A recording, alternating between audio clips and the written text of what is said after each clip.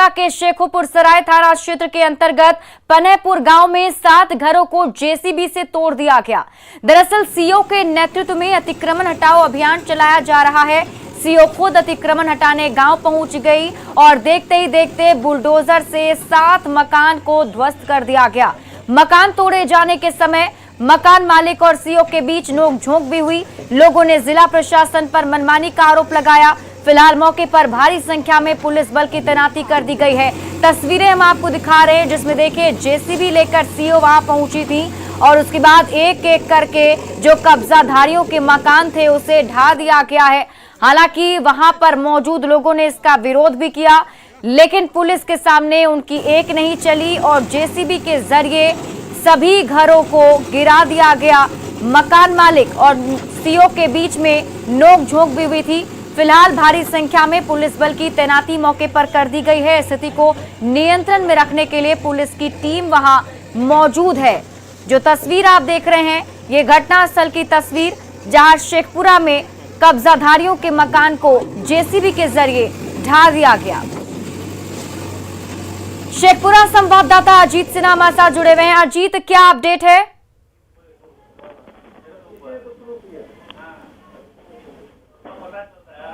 अजीत, आपको आवाज मिल रही है?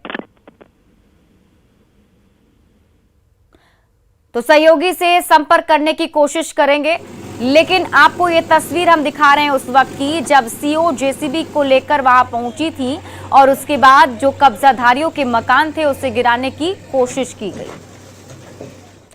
और इसी बीच कटिहार से बड़ी खबर आपको बता दें, शादी के तीसरे दिन ही मौत हो गई। नवविवाहिता की 3 दिन पहले शादी हुई थी और उसके बाद उनकी मौत हो गई है। 25 नवंबर को शादी हुई थी, 27 नवंबर को ससुराल में शव मिला है। धानपारा गांव की घटना बताई जा रही है, जहां परिजन ससुराल पक्ष पर हत्या का आरोप लगा रहे हैं। दहेज के लिए हत्या का आरोप लगाया जा रहा है। देखिए, हिंदू रस्मों रिवाज के अनुकूल हम लोग जैसे करते हैं संबंध वैसे किए। लड़की 25 तारीख को शादी था और उसके बाद 26 को मैंने ससुराल गई और जो है कि 27 को जो है कि 4 बजे मैंने फांसी लगा ली। तो हमको खबर जाता है 6 बजे लमसम में। और कटिहार में आग का तांडव देखने को मिला है, जिसमें 2 परिवारों के 4 घर जलकर राख हो गए। मामला पोठिया थाना क्षेत्र के चांदपुर सतबहरी गांव का है। आग लगने के कारणों का अब तक पता नहीं चल सका है, लेकिन इससे लाखों का नुकसान हुआ। स्थानीय लोगों ने कड़ी मशक्कत के बाद किसी तरीके से आग पर काबू पा लिया है। तस्वीरें हम आपको दिखा रहे हैं उस वक्त की जब देखिए आग लगी और एक एक करके 4 घर इस आग की चपेट में आ गए। लाखों का नुकसान हुआ और अपने सामने अपने घर को जलते हुए देखकर लोगों के आंखें जो थी वो नम हो गई कि यहाँ पर जो घर थे वो एक एक करके 4 घर जल गए। 2 परिवारों का आशियाना उजड़ गया। खबर गिरिडीह से है, जहां आजाद नगर मोहल्ले में बेखौफ अपराधियों ने घर और श्रृंगार के गोदाम को आग के हवाले कर दिया। इसमें लगभग 20 लाख से अधिक की संपत्ति जलकर राख हो गई। इस घटना को अपराधियों ने उस वक्त अंजाम दिया जब पूरे मोहल्ले में सन्नाटा पसरा था और स्टोर के मालिक निखिल गुप्ता अपने पूरे परिवार के साथ बहन की शादी में गए हुए थे। सूचना पाकर तुरंत दुकान मालिक आनन फानन में पहुंचा, लेकिन तब तक आग की लपटें रौद्र रूप धारण कर चुकी थी और सारा सामान जलकर राख हो चुका था।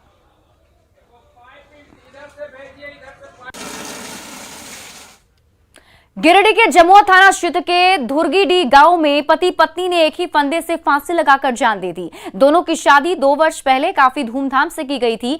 सूचना मिलते ही जमुआ पुलिस मौके पर पहुंचकर दोनों शवों को अपने कब्जे में लेकर छानबीन में जुट गई है।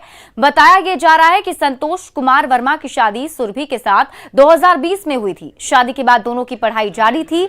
पति हजारीबाग में रहकर प्रतियोगिता परीक्षा की तैयारी करता था और उसने रेलवे की टीटी की पहली प्रतियोगिता परीक्षा जो है वो पास भी कर ली थी, जबकि पत्नी सुरभि अपने पिता के साथ कोलकाता में रहकर स्नातक कर रही थी। 1 महीने पहले ही पत्नी ससुराल आई थी।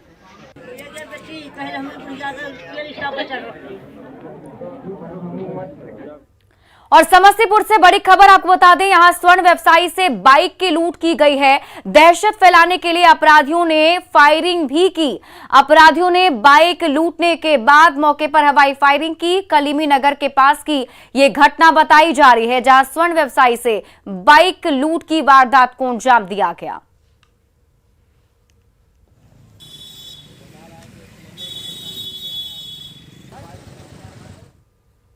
पटना के फुलवारी शरीफ में गहनों की दुकान में बड़ी लूट हुई है। 7 की संख्या में आए अपराधियों ने राधे श्याम ज्वेलर्स में लूट की वारदात को अंजाम दिया। ऐसे में सवाल है कि एक ही इलाके में क्यों हो रही है बार बार लूट की वारदात।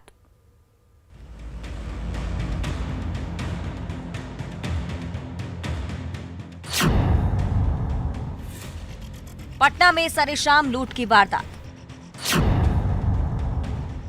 फिर लूट गई गहने की दुकान। लुटेरे चुस्त, पुलिस सुस्त। खुला हुआ आयरन चेस्ट, खुली हुई अलमारी, यहां वहां बिखरे पड़े गहनों के डिब्बे अपनी कहानी खुद बयां कर रहे हैं। तस्वीरें फुलवारी शरीफ की हैं। फुलवारी शरीफ के नवादा मोड़ इलाके में शाम के 7 बजे गहने की दुकान में लूट हो गई। राधे श्याम ज्वेलर्स के मालिक अपनी दुकान में बैठे हुए थे, तभी 7 की संख्या में अपराधी आए, कनपट्टी पर पिस्टल सटाते हैं और 2.5 लाख रुपए कैश और लाखों के जेवरात लेकर फरार हो जाते हैं। हम गल्ला पर बैठे हुए थे, वहाँ मेन मेरा सब लॉक था, जो था। सबसे पहले चाबी मारा, यहाँ चाबी कैप्चर में लिया हाथ में। उसके बाद अपने से नहीं खोला तो सब हमसे खुलवा लिया। पिस्टल गिरा लिया था, मारा भी। कितना लोग था? लगभग 6 से 7 लोग था। सीसीटीवी फुटेज में दिख रहा है कि लड़का उन लुटेरों में से एक है जिन्होंने घनश्याम ज्वेलर्स में लूट की वारदात को अंजाम दिया था। ऐसा नहीं है कि इस इलाके में लूट की ये पहली वारदात हो। राधे श्याम ज्वेलर्स के बगल में ही 8 नवंबर को दवा दुकान में लूट हुई थी और 9 नवंबर को गहने की दुकान में। बावजूद इसके पुलिस ने लूट की इन घटनाओं से कोई सबक नहीं लिया और एक और गहने की दुकान लूट गई। पुलिस की कार्यशैली से नाराज लोगों ने सड़क जाम कर हंगामा किया। यहाँ का प्रशासन कुछ नहीं करता है। कुछ दिन पहले 10 दिन पहले वहाँ पे कांड हुआ है बाल्मी में, और फिर भी हाथ पे हाथ रख के क्या कर रहा है यहाँ का पुलिस? हाँ, क्या कर रहा है? कहने को पटना बिहार की राजधानी है, बिहार की पुलिस के सबसे बड़े अधिकारी यहीं बैठते हैं, फिर भी लूट की वारदातें थमने का नाम नहीं ले रही हैं। सवाल है कि क्या फेल हो चुकी है पटना पुलिस? क्या ध्वस्त हो गया है पुलिस का खुफिया तंत्र? क्या खत्म हो गया है पुलिस का इकबाल? न्यूज़ 18 के लिए पटना से अमरजीत की रिपोर्ट। और इसी बीच बीपीएससी से जुड़ी बड़ी खबर आपको बता दें। बीपीएससी प्रश्न पत्र लीक मामले में भोजपुर डीईओ से स्पष्टीकरण मांगा गया है।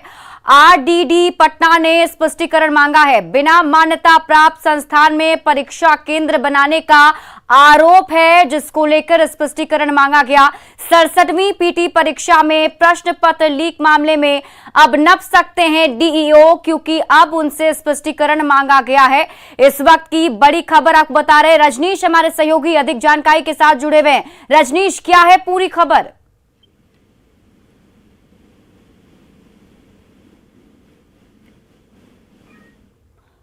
रजनीश, आपको आवाज मिल रही है? बिल्कुल। देखिए, ये भोजपुर का मामला है, क्योंकि बीपीएससी 67वीं जो प्रश्न पत्र लीक हुआ था पीटी परीक्षा में, उसमें भोजपुर ही पहला केंद्र था जहां पर ये कई गड़बड़ियां मिली थी और कई अधिकारी उन पर कार्रवाई हुई थी। हालांकि अभी जो मामला सामने आया है, इसमें भोजपुर के जो डीईओ हैं उनके खिलाफ कार्रवाई की तैयारी चल रही है। पटना के रीजनल डिप्टी डायरेक्टर ने अभी शोकॉज किया है डीईओ भोजपुर से, जिसमें कहा यह गया है कि जो भोजपुर में बीपीएससी का जो सेंटर बनाया गया था, यानी वीर कुंवर सिंह कॉलेज, जिसको मान्यता नहीं थी, लेकिन डीईओ ने जानबूझकर उस सेंटर पर जो है परीक्षा केंद्र बना दिया, जिसकी वजह से जो है प्रश्न पत्र लीक हुआ था। तो निश्चित रूप से अभी आरोप लगा है, शोकॉज हुआ है और बाद में कार्रवाई भी हो सकती है, जवाब अगर संतुष्टिजनक नहीं मिलता है तो। जी रजनीश, क्या लगता है जिस तरीके से इसकी जांच चल रही है और अब जब ये कार्रवाई हुई है, तो क्या इससे अब इस मामले का खुलासा हो पाएगा? उन तक पहुंच पाएगी पुलिस जहां पर ये प्रश्न पत्र लीक हो पाया था? किस वजह से हुआ था? देखिए, अभी आर्थिक अपराध इकाई जो बिहार है, आर्थिक अपराध इकाई की तरफ से अभी जांच पड़ताल जो है खत्म नहीं हुई है। पूरी प्रक्रिया जो है चल ही रही है। इस बीच जो भी क्लू मिल रहे हैं उन क्लू के आधार पर जो है जांच की जा रही है। फिर से जो भोजपुर के डीईओ हैं, जिला शिक्षा पदाधिकारी, उनके खिलाफ भी जो है अब जांच की कार्रवाई हो सकती है, क्योंकि अभी आरडीडी ने जो एक्शन लिया है इससे प्रतीत हो रहा है एक बड़ी लापरवाही बरती गई है। जी चलिए, बहुत बहुत शुक्रिया तमाम जानकारी के लिए रजनीश। बढ़ते हैं आगे, केंद्रीय मंत्री गिरिराज सिंह का बड़ा बयान सामने आया है। जनसंख्या नियंत्रण कानून जरूरी है, यह कहना है केंद्रीय मंत्री गिरिराज सिंह का। उन्होंने कहा कि एनआरसी, कॉमन सिविल कोड को भी लागू करना चाहिए। कानून देश के लिए बेहद ही जरूरी है। सीएम नीतीश कुमार को उन्होंने सलाह दी है। आपको बता दें कि उन्होंने कहा कि सीएम नीतीश कुमार को धर्म के चश्मे से हर चीज को नहीं देखना चाहिए, देश हित में कड़े फैसले लेने चाहिए।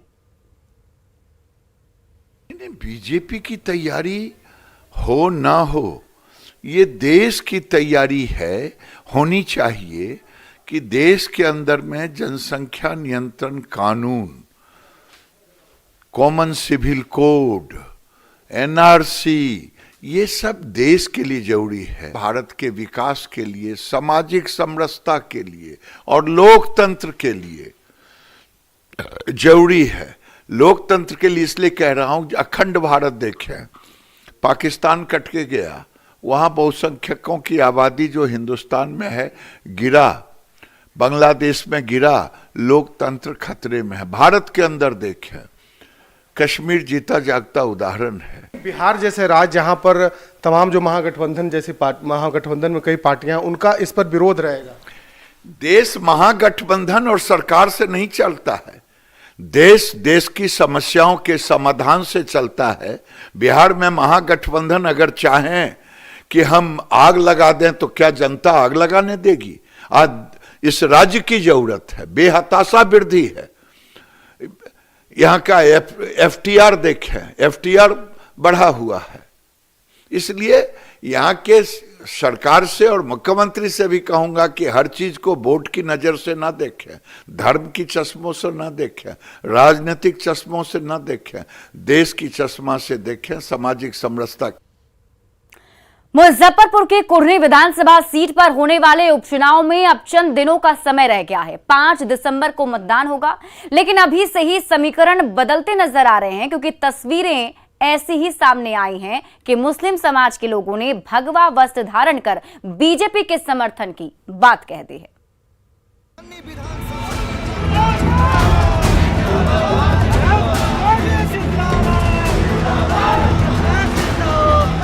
कुढ़नी सीट को लेकर जितनी तेज सियासत हो रही है, शायद बिहार में कहीं नहीं। 5 दिसंबर को इस सीट के लिए उपचुनाव होगा, यानी मतदान। लेकिन अभी से तस्वीरें कुछ ऐसी आ रही हैं जिसे देखकर समीकरण साधने वाले भी अचंभे में पड़ जाएंगे। भगवा गमछा धारण कर रहे ये लोग कुढ़नी के मुसलमान हैं, जिन्हें मस्जिद के सामने ही भगवा रंग में रंग दिया गया है। यही नहीं, ये लोग बीजेपी को समर्थन देने के साथ ही नरेंद्र मोदी जिंदाबाद के नारे भी लगा रहे हैं।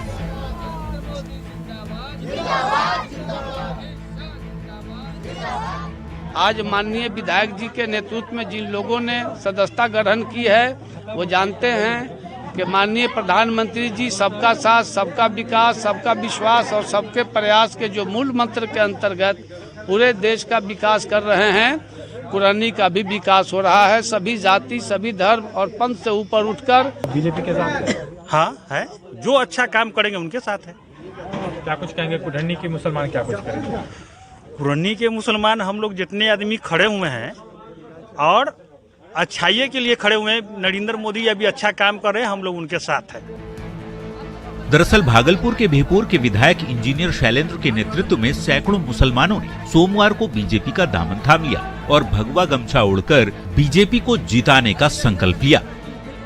आप जानते हैं, आप देखते थे कि जो मुस्लिम भगवा कलर से भागते थे, डरते थे, घृणा करते थे, आज सारे मुसलमान लोग अपने माथे पर भगवा लहरा रहे हैं। ये क्या दर्शाता है? यहाँ जो जदयू का कैंडिडेट है, जो पहले भी आरजेडी का कैंडिडेट हुआ करता था, इन सबों को ठगने का काम किया है। इसलिए इन्होंने निर्णय लिया है कि हमको बंधुआ मजदूर बनाया। आज तक मुसलमान को बंधुआ मजदूर बनाकर जात पात और हिंदू मुसलमान करके आज तक वोट लिया है। निर्णय लिया इन्होंने कि हम आज भारतीय जनता पार्टी को सपोर्ट करेंगे। दावे चाहे जो कर लिए जाएं, लेकिन समय ही बताएगा कि कौन किसके साथ है, कौन अपना कीमती वोट किस उम्मीदवार को देता है। लेकिन मुसलमानों के भगवा वस्त्र धारण करने की ये तस्वीर MY समीकरण की बात करने वालों की नींद जरूर उड़ा सकती है। न्यूज़ 18 के लिए मुजफ्फरपुर से प्रियांक सौरभ की रिपोर्ट। और बड़ी खबर सिवान से है, जहां पूर्व बीडीओ, पेट्रोल पंप संचालक समेत कईयों से रंगदारी की मांग करने वाले 3 अपराधियों को पुलिस ने गिरफ्तार कर लिया। बता दें कि दरौंदा थाना और महाराजगंज थाना क्षेत्र में पिछले महीनों में 5 रंगदारी मांगने की घटना सामने आई थी, जिसके बाद पुलिस ने एक्शन लेते हुए रोहित यादव, विशाल सिंह और प्रिंस कुशवाहा को गिरफ्तार कर लिया है। गिरफ्तार अपराधियों के पास से पुलिस ने 2 देसी कट्टा, 4 गोली, 3 मोबाइल और रंगदारी में इस्तेमाल किए जाने वाले सिम कार्ड भी बरामद किए। 3 लोगों की अरेस्टिंग हुई है और इस कांड के जो मुख्य मेन अभियुक्त हैं रोहित यादव, उनकी भी गिरफ्तारी कर पुलिस ने की है और इनके पास से 2 देसी कट्टा, 4 गोली और 3 मोबाइल, और वह मोबाइल वही है जिससे इनसे रंगदारी की मांग की जा रही थी। प्रवर्तन निदेशालय ने साहिबगंज के बड़हरवा टोल प्लाजा मामले के जांच अधिकारी शरफुद्दीन खान को समन जारी किया है। खान के अलावा रांची के बिरसा मुंडा सेंट्रल जेल के अधीक्षक हामिद अख्तर को भी समन जारी किया गया। दोनों को 5 दिसंबर को रांची के ईडी दफ्तर में पेश होने को कहा गया है। दोनों के अलावा पंकज मिश्र के ड्राइवर सूरज पंडित और चंदन यादव को भी तलब किया गया। दोनों को 6 दिसंबर को पेश होने को कहा गया है। सूरज पंडित और चंदन यादव को ईडी ने पिछले दिनों रिम्स में दबोचा था। दोनों पर न्यायिक हिरासत में रिम्स में एडमिट पंकज मिश्र को फोन मुहैया कराने का आरोप है। ईडी ने झारखंड की सस्पेंड IAS पूजा सिंघल और उनके रिश्तेदारों की 88 करोड़ की प्रॉपर्टी अटैच करने का फरमान जारी किया है। मनी लॉन्ड्रिंग मामले में यह बड़ी कार्रवाई हुई है।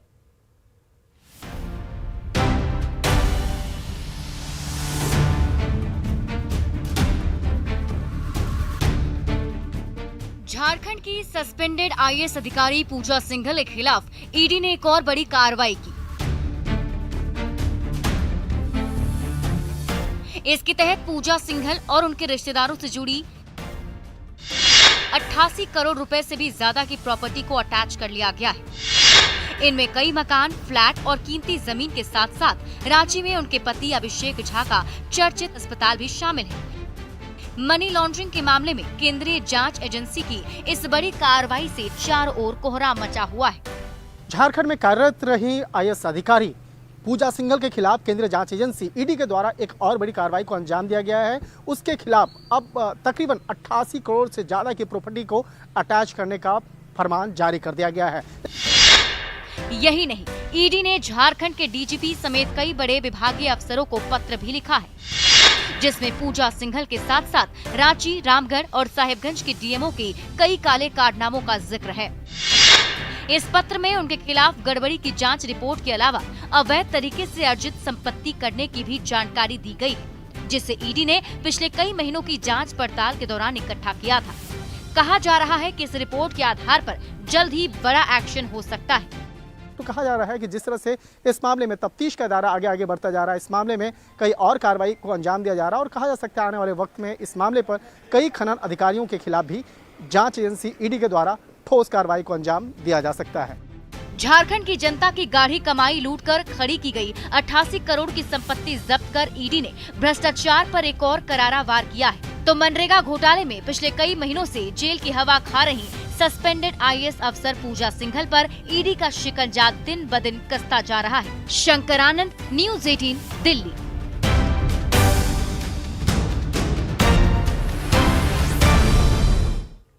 बोकारो में चाय की प्याली से तूफान मच गया। चाय पीने के झगड़े में 2 गुटों के बीच भिड़ंत हो गई, जिसमें 2 युवक जख्मी हो गए। विरोध में आदिवासी संगठन सड़क पर उतर आए। बोकारो में चाय की प्याली से बवाल, 2 गुटों के बीच भिड़ंत, 2 गंभीर। आदिवासी संघ ने घेरा चंद्रपुरा थाना। चाय की प्याली ने चंद्रपुरा में बवाल मचा दिया। ये वारदात चंद्रपुरा रेलवे स्टेशन के बाहर हुई, जहां चाय पीने के मामूली विवाद में दो गुटों को एक दूसरे के खून का प्यासा बना दिया। देखते ही देखते दो गुट एक दूसरे से भिड़ गए। दोनों ओर से लाठी डंडे चलने लगे, थप्पड़ और घूंसे भी चले। मारपीट में दो युवक गंभीर रूप से जख्मी हो गए, जिन्हें चास के अस्पताल में भर्ती कराया गया। घटना के विरोध में आदिवासी समुदाय ने चंद्रपुरा थाना घेर दिया तो पुलिस ने दो आरोपियों को पकड़ लिया है।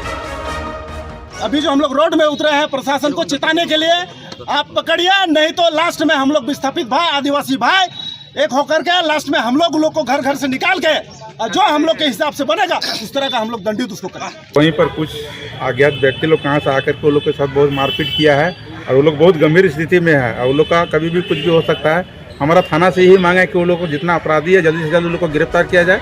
चाय की प्याली से उठे तूफान ने चंद्रपुरा के आदिवासी समाज को सड़क पर उतार दिया है। गुस्से से आग बबूला ग्रामीणों ने मुख्य आरोपी और चंद्रपुरा प्रखंड प्रमुख चांदनी परवीन के देवर के साथ साथ अन्य आरोपियों की गिरफ्तारी की मांग को लेकर चंद्रपुरा शहर में दिन भर हंगामा मचाया।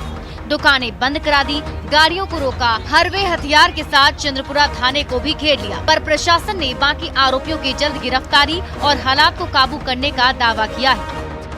यहाँ सब नियंत्रण में है और जो लोग आए थे यहाँ पर बंद करने के लिए धीरे धीरे डिस्पर्स हो रहे हैं। गिरफ्तारी हो चुकी है, 2 की गिरफ्तारी हो गई है और छापेमारी टीम निकल गई है और छापेमारी कर रही है। जैसे गिरफ्तारी होगी। चंद्रपुरा में चाय की प्याली से मचे बवाल के चलते आदिवासी समुदाय में भड़के गुस्से की आग चारों ओर फैलती जा रही है। इस मामले में 2 आरोपियों को पकड़कर पुलिस ने हालात को संभालने की कोशिश जरूर की, पर आदिवासी समुदाय का गुस्सा ठंडा पड़ने का नाम नहीं ले रहा है। मृत्युंजय कुमार, न्यूज़ 18 बोकारो। और फिलहाल इस बुलेटिन में अभी के लिए बस इतना ही। आप देखते रहिए news 18 Bihar Jharkhand.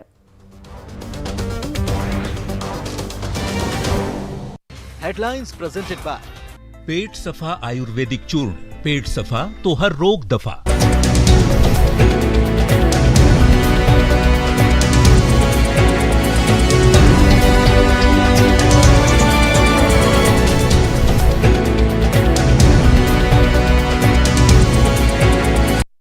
Headlines presented by पेट सफा आयुर्वेदिक चूर्ण, पेट सफा तो हर रोग दफा।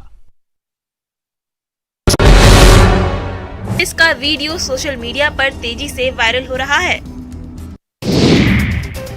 हजारीबाग के महुदी के पास सड़क हादसे में एक महिला की दर्दनाक मौत हो गई। चौपारण जीटी रोड की ये घटना है। सड़क पार करने के दौरान तेज रफ्तार ट्रेलर ने उसे अपनी चपेट में ले लिया था, जिससे मौके पर ही उसकी मौत हो गई। शौक के साथ लोगों ने महुदी के पास जीटी रोड को जाम कर दिया, जिससे सड़क पर कई किलोमीटर लंबी गाड़ियों की कतार लग गई, जिससे दोनों ओर कई किलोमीटर वाहनों की लंबी कतार लगी रही, जिससे राहगीरों को काफी परेशानी का सामना करना पड़ा। वहीं इस घटना को लेकर स्थानीय पुलिस प्रशासन घटना स्थल पर पहुंचकर मामले को शांत करवाने में लगी रही।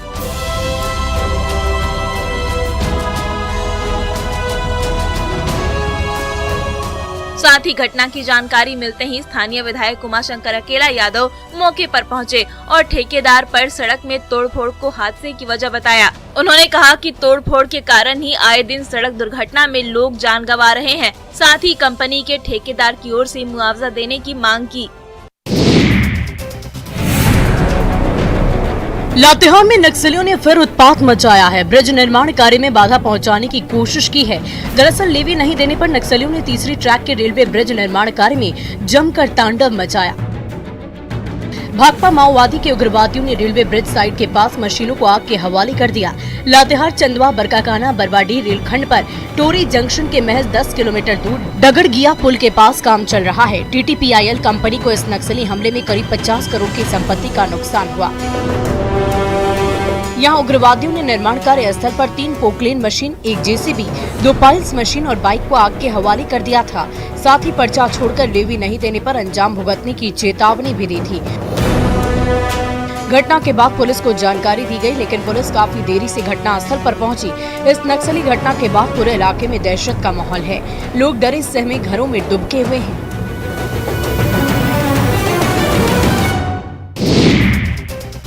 वैशाली में चोरों का आतंक दिनों दिन बढ़ता जा रहा है। आलम यह है कि लालगंज बाजार में चोरों ने एक ही रात में 2 दुकानों में सेंध मारी कर लाखों